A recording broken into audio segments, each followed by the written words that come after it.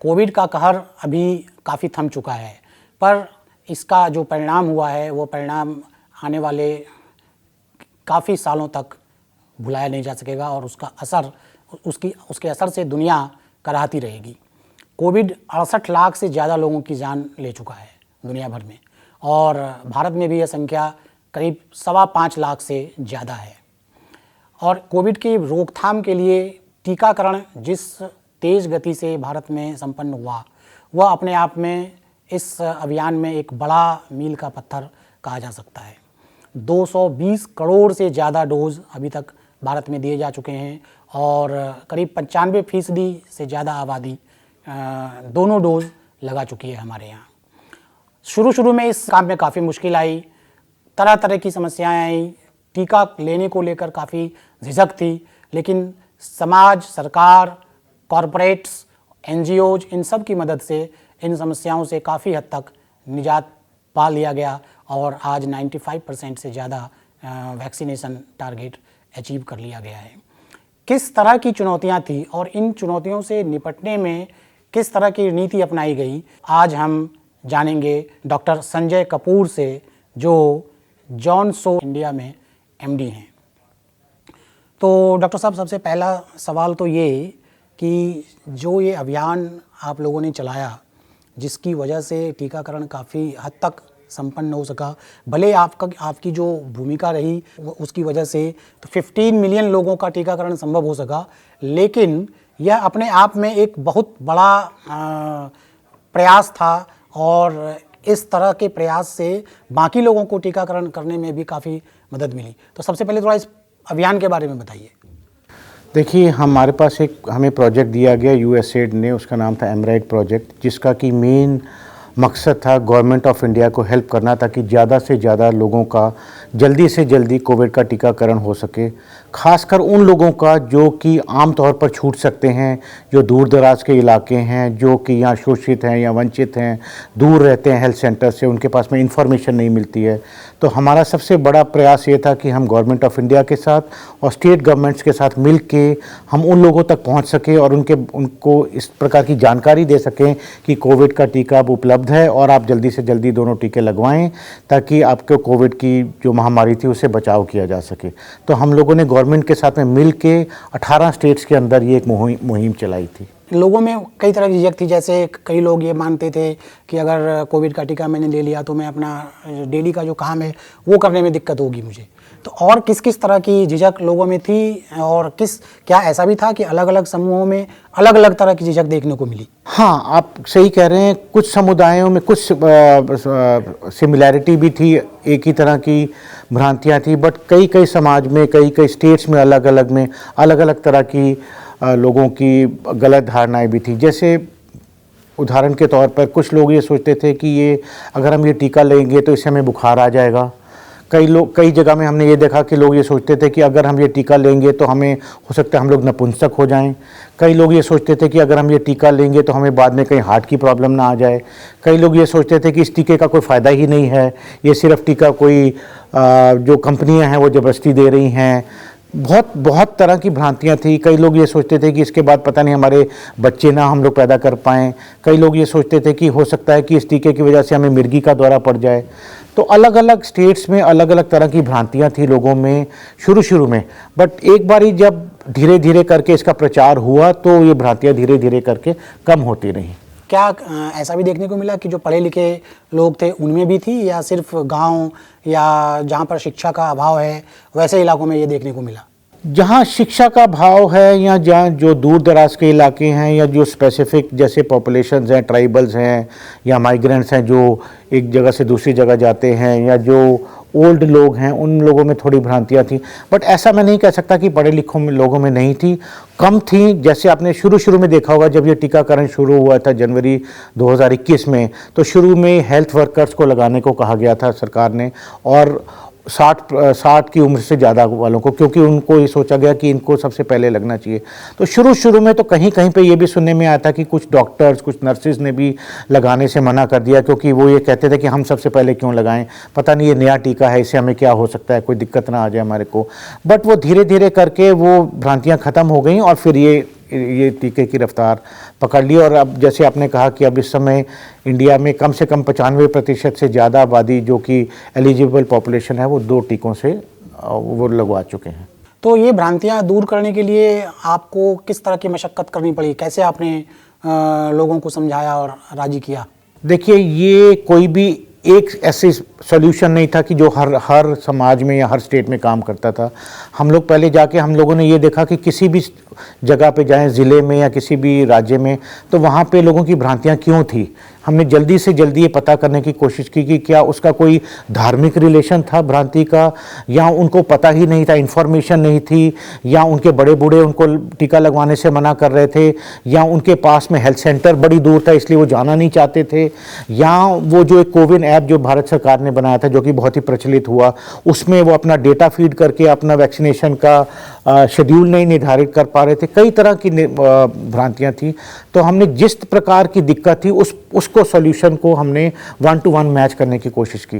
जैसे उदाहरण के तौर पर अगर कहीं पे हमें ये लगा कि कुछ ऐसे माइनॉरिटी पॉपुलेशन है जहाँ पे कि कुछ धार्मिक तरीके का कुछ मतलब गलत भ्रांति थी वहाँ पे कि ये टीका नहीं लगवाना चाहिए, तो हमने वहाँ पे जाके रिलीजियस लीडर जो धार्मिक गुरु होते हैं, हमने उनके साथ में बात की और उन्होंने जाके फिर आगे कम्युनिटी में, समुदाय में बात की। तो उससे उनको समझ में आया कि हाँ, ये टीका लगवाना बहुत अच्छा है उनकी सेहत के लिए, उनसे इनको कोविड की बीमारी अगर नहीं होगी, अगर होगी भी तो बड़ी वीक तरीके रहेगी, डेथ वगैरह नहीं होगी। तो एक तरीका हमने ये अपनाया।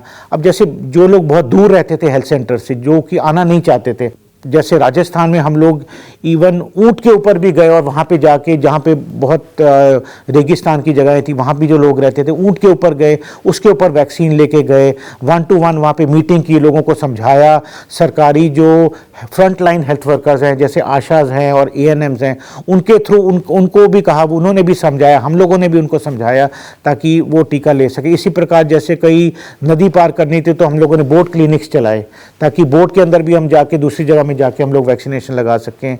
हम लोगों ने मोबाइल वैक्सीनेशन कैंप्स लगाए ताकि हम सरकारी टीका लेके और सरकारी स्वास्थ्य कर्मियों को लेके उस वैन के अंदर, टीकाकरण वैन के अंदर हम लोग दूर दराज इलाकों में जाते थे, वहाँ पे टीकाकरण का कैंप लगाते थे कि जो लोग नहीं आ सकते या उनको कोई परेशानी है तो उनको घर के पास में टीका लगाया जाए। आपने सुना होगा हर घर दस्तक कैंपेन भारत सरकार ने चलाया था, जिसमें हम हर घर में जाके हम लोग ये पूछते थे कि जिसका टीकाकरण नहीं हुआ उसको हम लोग हम उनको ये कहते थे कि आप टीका लगाइए। जो लोकल इन्फ्लुएंसर्स थे, सेल्फ हेल्प ग्रुप्स थे बहुत सारे, जो लोकल लीडर्स होते हैं, उनको हमने कहा कि आप अपनी समुदाय में जाके समझाइए। जो पंचायती राज के लोग थे, पंचायत को हमने जाके कहा कि आप अपने गांव में जाके करिए। तो बहुत सारे हमने ऐसे वाया मीडिया चुने जिसके थ्रू हम लोग कम्युनिटी में जाते थे और उनको समझाते थे, जो भी उनकी गलत भ्रांति थी उसको दूर करते थे। हम लोगों ने मटेरियल भी बांटे, उनको पैम्फलेट उनको दिए, उनको हमने वीडियोस दिखाए ताकि उनको ये समझ में आए कि इस टीके से कोई दिक्कत नहीं होगी और उनके फ़ायदे के लिए है। मुख्य रूप से देखा जाए तो कम्युनिकेशन गैप था एक, और वो गैप जो है अलग अलग तरीके से आपने फिल करके और जी, मुख्य मैं ये कह सकता हूँ कि कम्युनिकेशन गैप की वजह से, क्योंकि ये बीमारी पहले कभी आई नहीं थी, किसी ने सुनी नहीं थी, टीका ये बहुत जल्दी डेवलप किया, भारत सरकार ने बहुत अच्छा काम किया कि इसके अप्रूवल बड़ी जल्दी दिए। वो भी एक भ्रांति थी लोगों में कि बाकी टीकों में तो 8 से 10 साल का समय लगता है, ये जल्दी 6 महीने के अंदर या 1 साल के अंदर कैसे तैयार हो गया। तो वो हमने बताया कि नहीं, भारत सरकार ने बड़ी कोशिश करके इसको जल्दी अप्रूवल दिए हैं, इसकी पूरी फील्ड टेस्टिंग हुई है, सब जगह इसकी पहले जाँच हुई है, उसके बाद ही ये टीका सब आम समुदाय के लिए लगाना था। ये भी एक बहुत बड़ी भ्रांति थी। तो ये भी हम लोगों ने उनको समझाया कि ये टीका बिल्कुल पूरी तरह से सुरक्षित है, इसमें कोई दिक्कत नहीं है, ये सब लोगों को लग रहा है और इसमें कोई परेशानी नहीं है, इसलिए आप भी लगवाएं और आप इस बीमारी से बच सकते हैं। तो जैसे इस क्रम में काफ़ी सुदूर इलाकों में भी जाना पड़ा, जहाँ जाना एक काफ़ी दुर्गम है, और टीके को लेकर जाना, खास करके टीके को एक खास टेम्परेचर पर रखना ज़रूरी था। इस समस्या का कैसे समाधान किया आप लोगों ने, इसके लिए क्या किया? तो इसके साथ हमने राज्य सरकार और जो डिस्ट्रिक्ट के गवर्नमेंट ऑफिशियल्स थे उनके साथ में मिल के हम लोगों ने मोबाइल वैन्स चलाई। टीका सरकार देती थी, टीकाकरण भी सरकारी कर्मचारी करते थे, वैक्सीनेटर्स करते थे, बट हम उनके साथ में उनको ये बताते थे कि उस जगह में लोगों का टीकाकरण नहीं हुआ है, आज हमारी वैन वहाँ पर जानी चाहिए।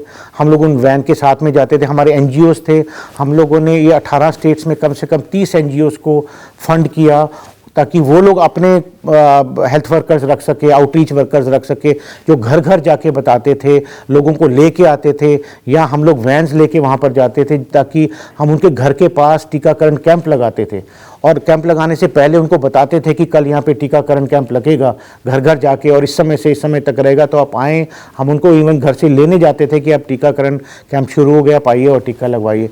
तो जहाँ पे कम्युनिटी नहीं रीच कर पाई हेल्थ सेंटर्स को, हम लोग कम्युनिटी के पास पहुँचे, चाहे वो मोबाइल वैन्स के थ्रू गए या बोट्स के थ्रू गए या इवन कैमल्स पे गए, किसी भी प्रकार की हमने सहायता ली, पर हम कम्युनिटी तक पहुँचे ताकि वो वैक्सीनेशन लगा सकें। इसका एक बड़ी समस्या उस समय देखने को मिल रही थी कि वैक्सीनेशन को लेकर सोशल मीडिया के जरिए काफ़ी मिस इन्फॉर्मेशन सर्कुलेट हो रहा था, और जैसा कि जो कई सारी बातें आपने बताई जो भ्रांतियां थी, उनमें से भी कई भ्रांतियां फैलाने में सोशल मीडिया का उस समय काफ़ी योगदान रहा था। तो जब सोशल मीडिया पर इतनी तेज़ी से मिस इन्फॉर्मेशन फैले तो आपको लोगों को समझाना बड़ी मुश्किल हो जाता है। तो उसमें आपने कैसे इस सिचुएशन को टैकल किया? नहीं, ये आप बिल्कुल सही कह रहे हैं कि जो सोशल मीडिया में बात है आजकल व्हाट्सएप के थ्रू खासकर बहुत जल्दी फैल जाती है, और एक आदमी से सैकड़ों आदमियों में बहुत जल्दी सही इन्फॉर्मेशन और गलत इन्फॉर्मेशन दोनों फैल सकती हैं। ये एक बहुत बड़ी समस्या आई हमारे साथ में इस बार ये पहली बार ये देखा गया, क्योंकि एकदम से ये महामारी फैली और एकदम से बहुत सारी व्हाट्सएप के मैसेजेस जाने लग गए। तो उसको दूर करने के लिए हमारा ये कोशिश रहती थी कि उनको हम सही मैसेज दें, ताकि और हम ये बताएं कि इस तरह के मैसेजेस आप नहीं सुनिए।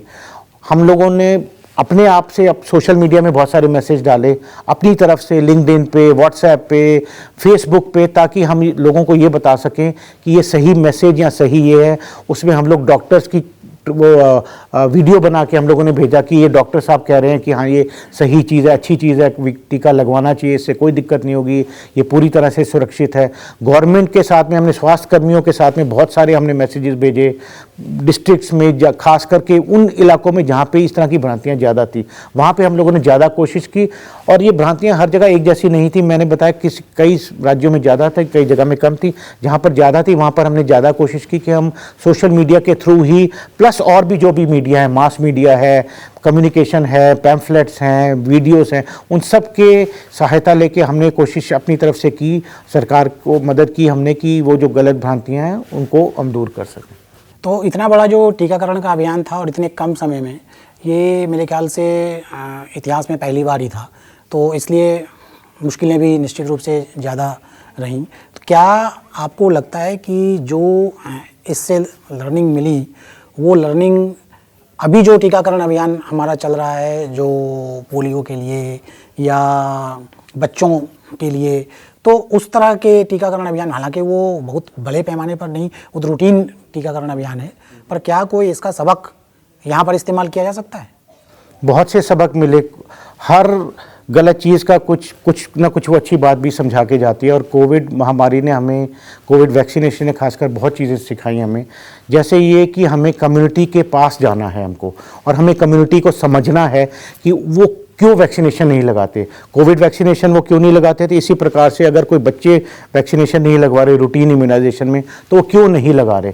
तो जो भी उनके बैरियर्स हैं उनको समझना चाहिए, और उसके हिसाब से हमको कम्युनिकेशन स्ट्रैटेजी बनानी चाहिए। एक तो हमने ये इसमें सीखा। दूसरा हमने ये सीखा कि जैसे एक कोविन ऐप बना था, बहुत ही बढ़िया ऐप बनाया, जिसकी वजह से आप अपना टीकाकरण लगवा सकते थे। उसको अब भारत सरकार रूटीन इम्यूनाइजेशन में एक्सपैंड कर रही है। जो उसमें हमने वहाँ पे सीखा उसी को हम लोग एक्सपैंड कर रहे हैं, ताकि हर बच्चे का टीकाकरण हो और हमें पता रहे कि किस बच्चे के कितने टीकाकरण हो गए, ताकि हम फॉलोअप कर सकें। तो उसका एक विस्तृत रूप भारत सरकार लेके आ रही है, उसको यूविन का नाम दिया जा रहा है। कोविड वाले का नाम कोविन था, बट हम उसको एक्सपैंड कर रही है सरकार, उसका नाम यूविन है, जिसमें हर गर्भवती महिला और हर बच्चे के वैक्सीनेशन को इसमें लिखा जाएगा, फॉलोअप किया जाएगा, ताकि पता चल सके, इंडिविजुअल हम लोग ट्रैक कर सकें हर बच्चे को। तीसरा हमने इसमें ये सीखा हमने कि भागीदारी, public sector, private sector, NGOs, civil society, सबकी बहुत ज़रूरत है। और इस पूरे इकोसिस्टम में हर प्रकार का ये स्टेक होल्डर अपना अपना कर्तव्य निभाता है। सरकार लीड लेती है, सरकार सबसे फ्रंट में रहती है, बट प्राइवेट सेक्टर का, NGOs का, पंचायती राज का, गवर्नमेंट अंडरटेकिंग का, रेलवेज का, सबका एक जन भागीदारी अगर हम लोग करके चलेंगे तो हम बहुत जल्दी ज़्यादा दूर तक जा सकते हैं और ज़्यादा टीकाकरण कर सकते हैं। तो एक पूरा ऑलराउंड इकोसिस्टम जो हमें जो बनाया गया और सब लोगों ने मिलकर काम किया, एक पार्टनरशिप अप्रोच जो है वो बहुत बड़ी एक सीख हमको मिली कि पार्टनरशिप से हम काम अच्छा कर सकते हैं। संजय जी बहुत बहुत धन्यवाद आपका। धन्यवाद।